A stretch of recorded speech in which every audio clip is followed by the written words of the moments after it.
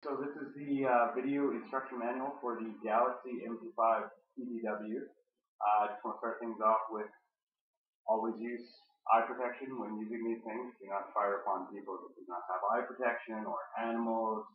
Pretty much the basics. Common sense seems to be a little less common than what we would normally see. But these are not toys. They are potentially something that can get you into some serious legal problems with in a second you'll see that they're quite realistic, and I'm sure that you've seen these in the past, but nonetheless, got to get that out of the way.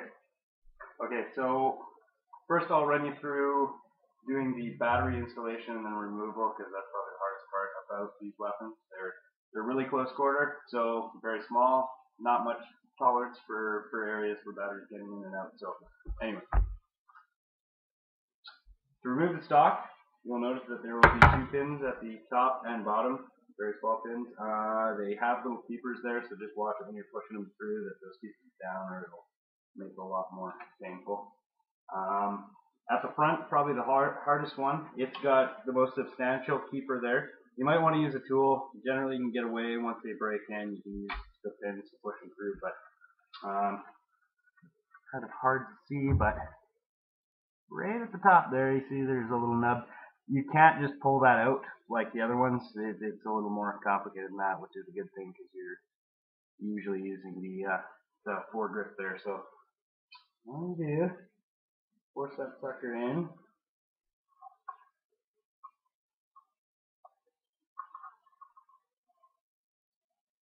And it might take a little bit of patience. Possibly some swearing.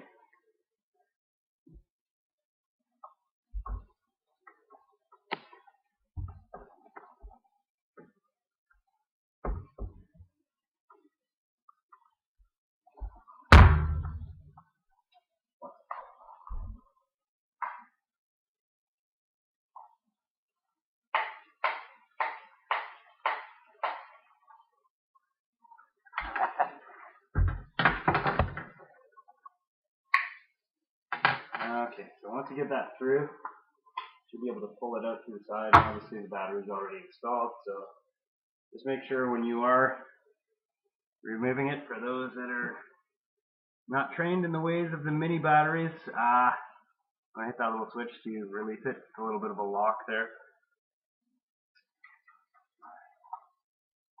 Now you'll notice the bolt. Probably the easiest way to get it through. Just clear it a little bit and then shove the connector up in behind, and then you'll be able to just be very careful because you will cause damage to it if you're not quite careful.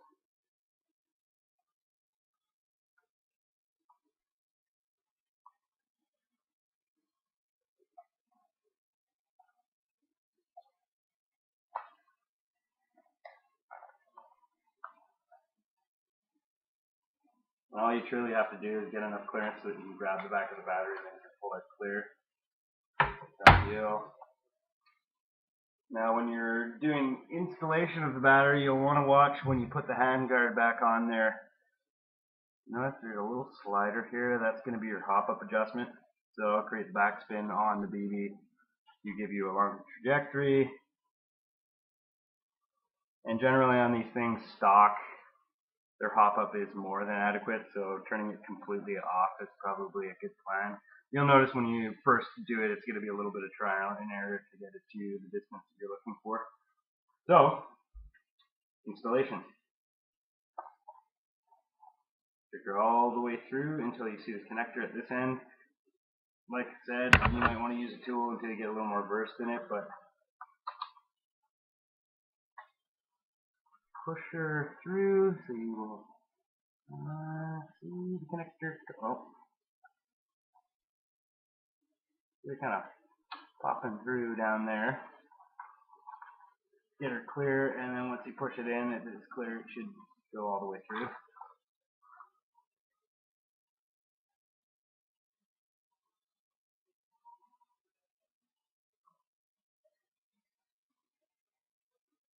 And it will click into place there.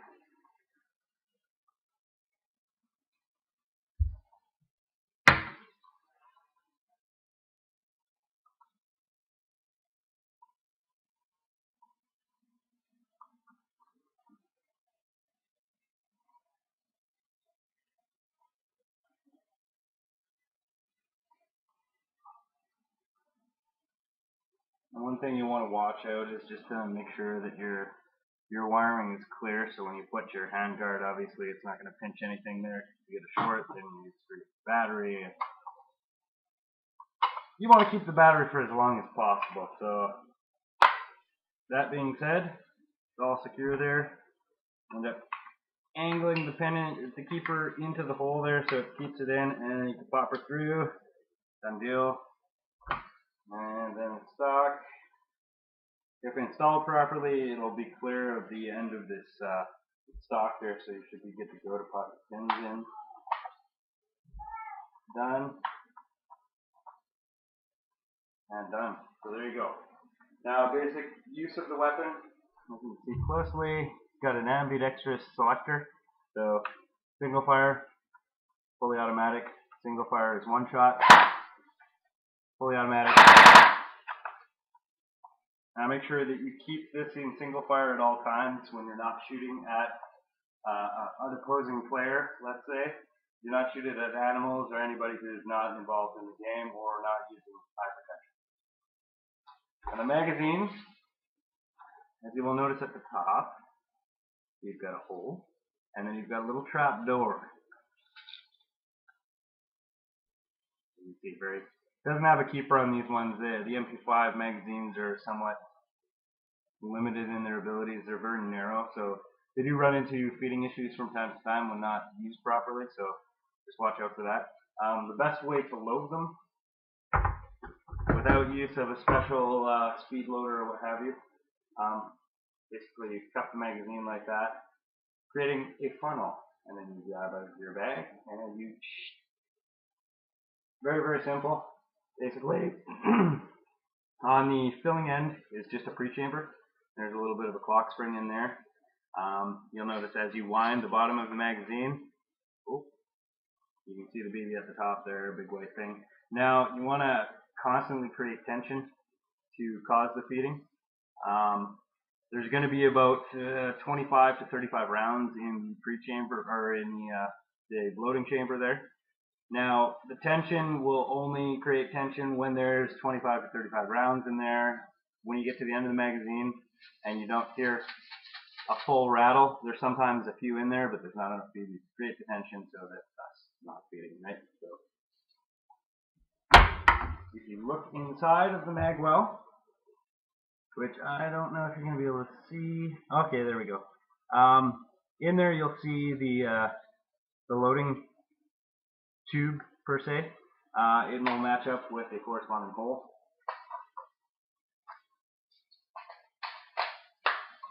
You'll hear a satisfying click, and then you're good to go. On these there, you've got the release button just by the magazine. You can see it right there with my thumb. That'll release it. And a few BBs popping out is completely normal just because of the length of the loading tube there. So, and that is that for the weapon. Now, when you do use these, there will always be a round in the chamber after even removing your magazine. Good rule of thumb is to pop around single fire. And I'm not going to do it in here because I'll probably end up hitting myself in the side of the head.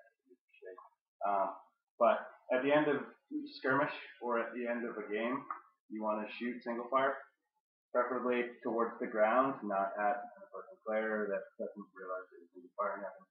But it does two things. It clears the chamber, making the weapon safe, and it also will reset your gearbox, giving you more spring power for a lengthier period of time.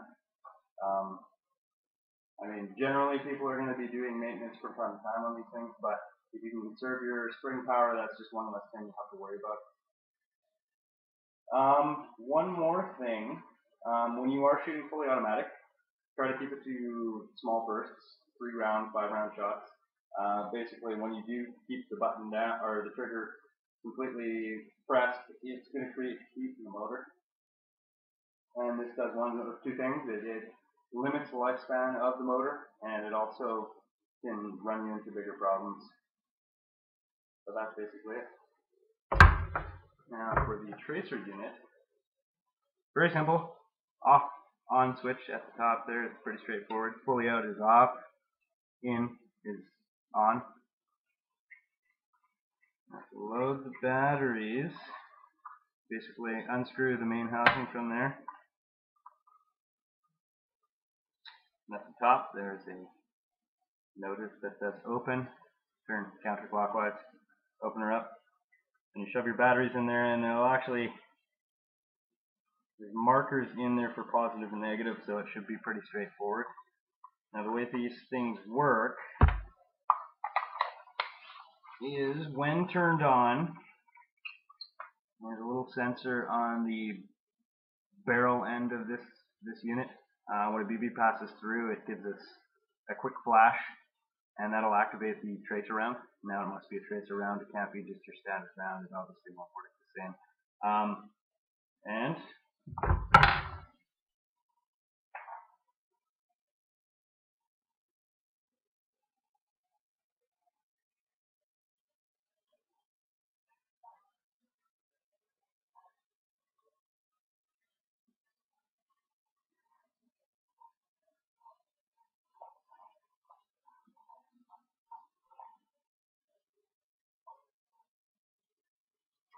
we're on, and you're good to go.